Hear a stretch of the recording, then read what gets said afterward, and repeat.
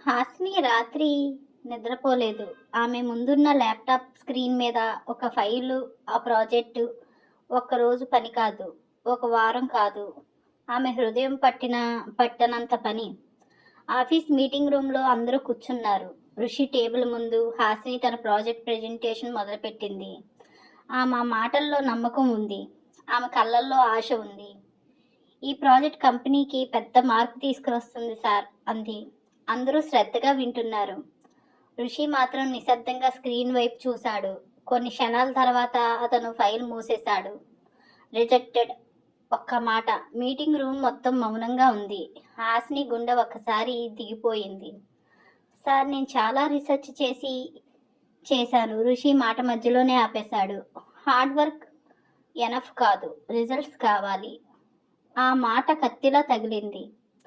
హాసిని కళ్ళల్లో బాధ కనిపించింది. కానీ ఆమె తల వంచలేదు. నా ప్రాజెక్ట్ కంటే మంచి ప్రాజెక్ట్ ఎవరూ చేయలేరు. మీటింగ్ రూమ్లో అందరూ ఒక్కసారి ఆమె వైపు చూశారు. ఋషి కుర్చీలో వెనక్కి వాళ్ళు నవ్వాడు.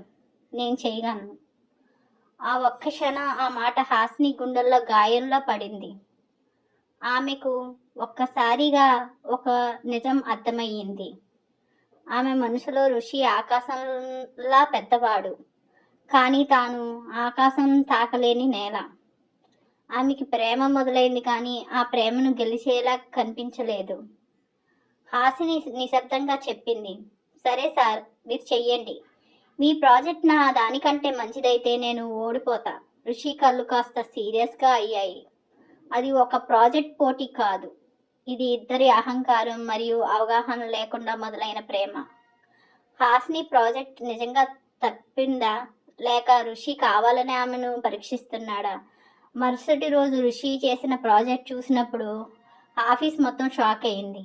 కానీ అత్యంతంగా షాక్ అయింది మాత్రం హాసినియే.